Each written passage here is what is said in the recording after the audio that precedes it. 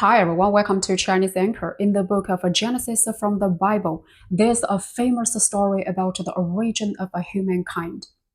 In the distant East, more than 2,000 years ago, an ancient text called the Classic of Mountains and Seas recorded another creation story. It tells of a goddess who shaped the first humans out of a yellow earth.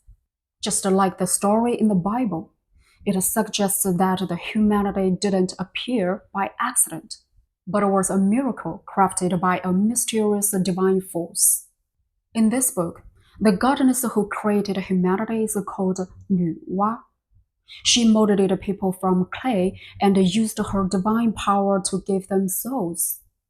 And when the sky cracked open and endless rain threatened human survival, she repaired the heavens with 5 colored stones, even sacrificing herself to restore balance to the world.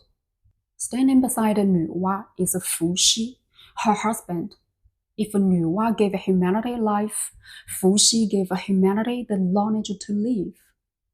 He discovered the patterns of the universe, helping people predict the weather and plan their lives. He invented the first fishing nets, bringing humans the first stable source of food. He even created the marriage system. One created humanity. One taught humanity how to live. One repaired the heavens. One opened the path to wisdom. They were not kings, but their influence outshines that of any king, because they answered the ultimate questions. Where do humans come from, and how should humans live? Today, let's talk about the two great creator deities of ancient China, Nüwa and Fuxi.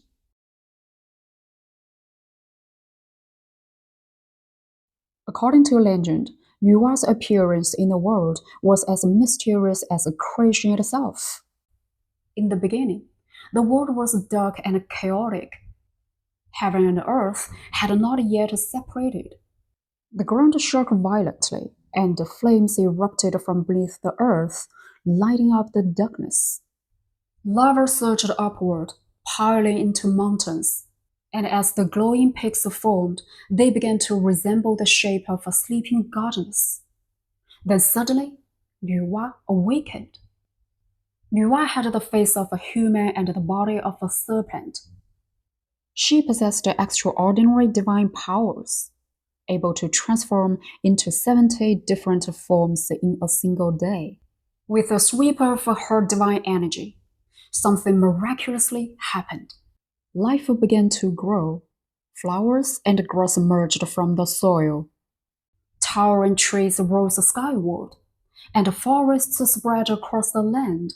A new world full of vitality began to take shape. Archaeology even offers a curious echo of this myth.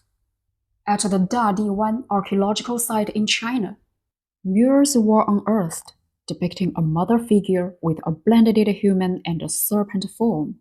Some scholars believe this may be the earliest visual phototype of China's mother of humanity. Although Nüwa possessed divine power, she was new to this world too.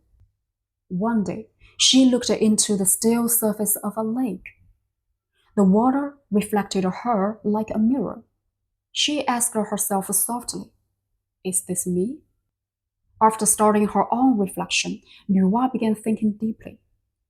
She had already filled the world with plants and forests, but something still felt missing.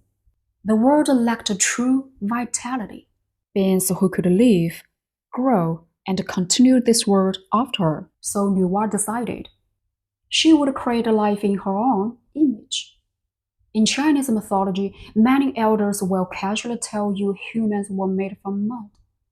This idea actually comes from one of the earliest recorded versions of the myth, found in the Eastern Han text Fengsu Tongyi, later collected in the Song Dynasty Encyclopedia Taiping Yulan. It describes how, after the heavens and earth were formed, the land was empty, so Nüwa needed yellow earth to create humans.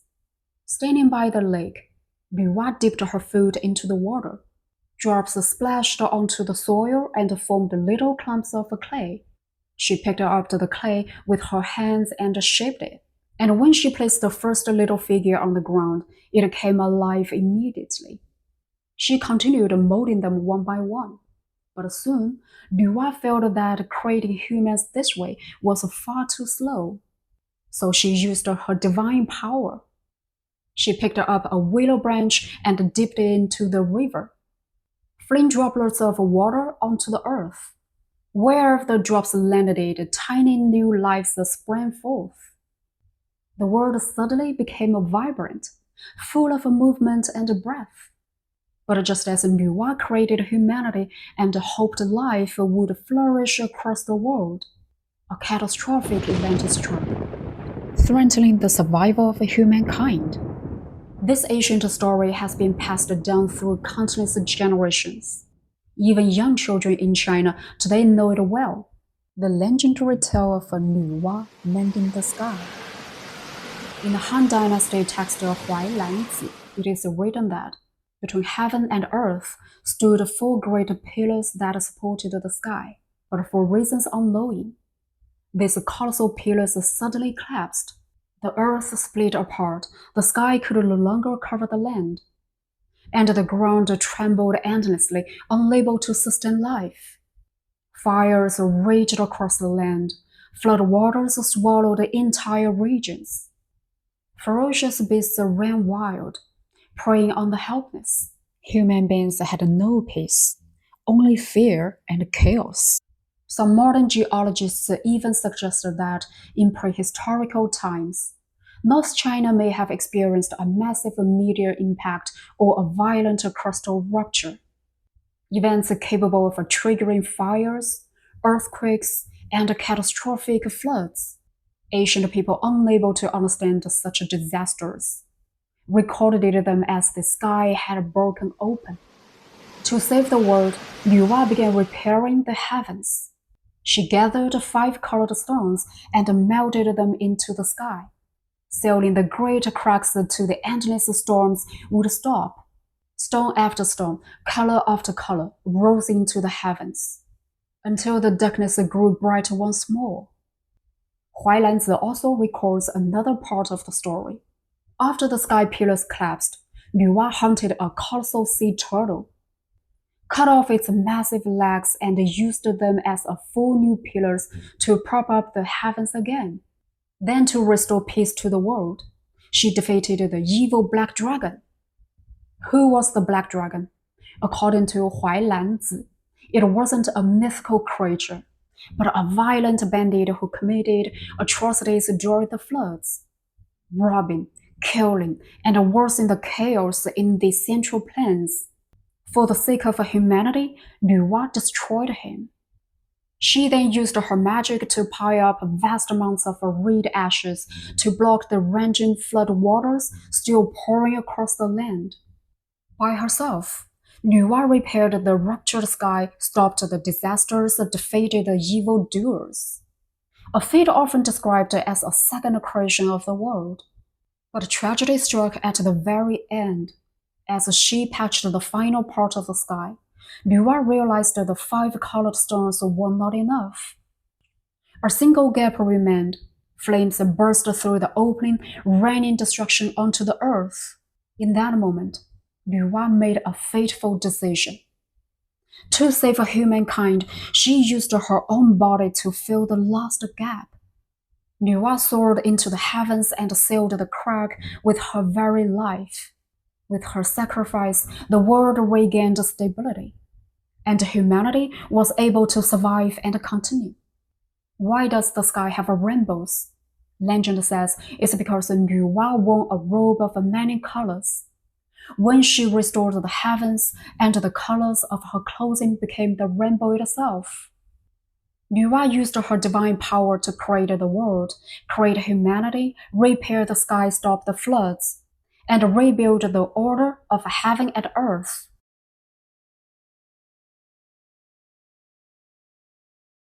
So who exactly is Fuxi? According to Chinese ancient mythology, Fuxi and Nüwa were siblings, and later they became a husband and a wife. After surviving a great flood, the two married, repopulated the human race, and rebuilt civilization from the ruins. A Tang Dynasty text called Du Yi Zhi recorded a famous legend about them. The story begins with the Great Flood. One day, it suddenly started raining. At first, people thought nothing of it. But the rain continued for 3 full days, and the dark clouds refused to clear.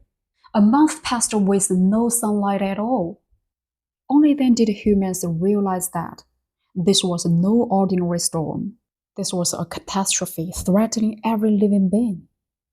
Without sunlight, the world slipped into hunger, chaos, and conflict.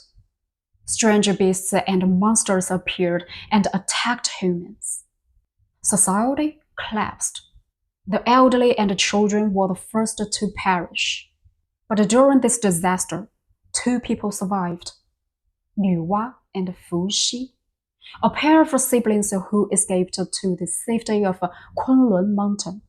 In order to preserve humanity, they eventually became husband and wife. On the day they married, their wedding officiant was said to be a divine turtle. In the external tomb paintings in Xinjiang, you can still find artwork depicting them recreating the world after the flood. This is the classic image of a Nüwa and Fuxi. Nüwa on the left, Fuxi on the right, human on the upper body, serpent on the lower, intertwined together, symbolizing the birth of humankind. Nüwa holds a compass. Fuxi holds a square ruler, representing heaven is round, earth is square, and the restoration of a cosmic order. They not only repopulated humanity, they created a civilization. Historical texts say Fuxi was the first to invent the fishing net. He was inspired by watching spiders weave webs to catch insects, and from that idea created a tool that changed human survival forever. Beyond that, Fuxi domesticated animals, tamed wild creatures, and taught humans to cook with fire, ending the primitive era of eating raw meat. He also created the 8 Trigrams, invented early forms of writing, and established the marriage system. In Gansu's Tianshui region, there's still a Fuxi temple on Guatai Mountain, dedicated to him. Seen from above, the entire temple resembles a turtle. Why? Because the divine turtle was the witness of Fuxi and Nüwa's marriage. In Linjiatan, Anhui Province, archaeologists found a jade piece carved with 8 directional symbols, believed to be the earliest form of the 8 Trigrams, used anciently for divination and understanding the future. When Fuxi created the Trigrams, he often gazed at the night sky. To him, the stars were connected like an infinite web stretching across the heavens. And what was he really looking at? Professor Xu Jiaoshou of Northern Western Normal University explains. Fuxi was observing the stars and also time itself. Through years of watching patterns in nature, he created a worldview and a methodology that helped humanity understand the universe. In those ancient days, when lightning storms, wild floods, beasts, hunger, and disease threatened human existence, Fuxi asked, "Does the world follow a pattern? If so, what is that pattern? Can the changes of the stars and time reveal truth that help humans survive?" If we follow Fuxi's questions, we will start to see the answers unfold. The classic of mountains and seas records that in the distant east, there once stood a colossal tree. Its roots twisted deep into the earth. Its trunk rose straight toward the clouds. It had no branches along the way. Only at the very top did it spread out into curling limbs that formed the shape of a great canopy. This was the legendary tree of the gods, the bridge between the human world and the divine. The classic of mountains and seas also tells us that a figure named Tai Hao once climbed this tree. ascending all the way to the realm where divine beings lived. And who was Tai Hao? He was none other than Fuxi. But why did Fuxi climb into the heavens? And what message was he trying to bring back to humanity? The giant tree Fuxi climbed wasn't just any tree. It was a world tree, a sacred symbol of the universe itself. The text describes this divine tree standing at the center of the world. Fuxi's ascent into the heavens was actually a journey to discover the fundamental laws of existence. And the secret he uncovered later became the 8 Trigrams, the ancient Chinese system for explaining the universe. In the ancient book Shangshu, it is said that the 8 Trigrams can be connected into a web, a network capable of recording everything that happens within it. As the archaeological site of Dadiwan, pottery was found with carved symbols. Scholars believe these symbols may be the earliest forms of writing. Before writing existed, ancient people recorded events by tying knots in rope, and these markings resemble those early knot records. Essentially, humanity's first attempt at a language. Through his daily observations of the stars, Fuxi seemed to see a cosmic map, countless coordinates linked together. When viewed as a whole, the map formed a single unified picture. But when the map is separated, something interesting appears. Heaven and earth mirror each other. The sky has one pattern. The earth has another. Both have their own sets of coordinates. Now add the numbers of the heavenly coordinates. 1 plus 3 plus 5 plus 7 plus 9 equals 25. Then add the numbers of earthly coordinates. 2 plus 4 plus 6 plus 8 plus 10 equals 30. Finally, combine heaven and earth. 25 plus 30 equals 55. But here's the big question. Why is the pattern of heaven represented by 25 and the pattern of earth by 30? Because the ancient Chinese believed heaven, yang, prefers odd numbers. 1, 3, 5, 7, 9, total is 25. Earth, yin, prefers even numbers. 2, 4, 6, 8, 10, total is 30. These numbers were not meant to be scientific. They were symbols. So, 25 equals the number of heaven, yang. 30 equals the number of earth, yin. And when you combine them, 25 plus 30 equals 55. The moment when yin and yang merge back into one whole universe. China also has an ancient mystical text called the Luo Shu. In it, the shell of the divine turtle is marked with dots. 5 dots in the center, and around them dots numbered from 1 to 9. If you draw a simple hashtag-shaped grid over it, you will notice something fascinating. All the numbers fall neatly into place. And if you draw vertical, horizontal, and diagonal lines, you will find that every 9 adds up to 15. Is this the earliest magic square in humanity history? Together, the Hetu and the Luo Shu were systems created by ancient sages after observing the heavens. Tools for understanding time, directions, and seasons. In Chinese culture, there's the idea of a round heaven and a square earth.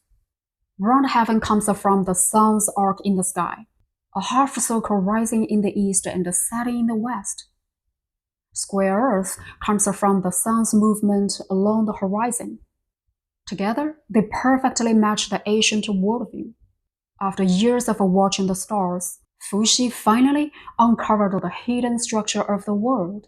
He organized the forces of nature into the 8 Trigrams, representing heaven, earth, thunder, wind, water, fire, mountain, and marsh. These are the rhythms of nature itself. That's why Fuxi is honored as the father of civilization. Some scholars believe that the stories of Fuxi and Nüwa might preserve memories of an even older civilization. survivors of a prehistoric flood who rebuilt the world with the knowledge they carried. Now fast forward to 1703. In Europe, one of the greatest minds of the time, Leibniz, invented binary numbers. We normally use base 10 from 0 to 9, but binary uses only 1 equals existence, 0 equals nothingness. Every computer, every phone, every AI today runs entirely on this binary logic. But what truly shocked Leibniz was ancient China had figured out the same logic thousands of years earlier. When he saw the ordinary yin and yang lines of the I Ching, he was stunned. In his published paper, he openly stated, "This two-state system is one of the origins of binary thought." Why do the trigrams resemble binary? Each trigram has 3 nines, and each nine has only 2 states. Yang 9, a whole 9, like 1. Yin 9, a broken 9, like 0. In other words, 4,000 years ago, Fuxi created a cosmic code based on yin and yang, a structure that is essentially the world's earliest binary system.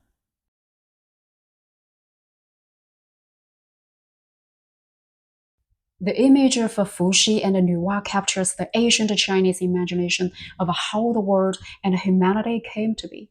But have you ever noticed something strange? The intertwined serpentine lower bodies of Fuxi and Nüwa look remarkably similar to the double helix structure of DNA.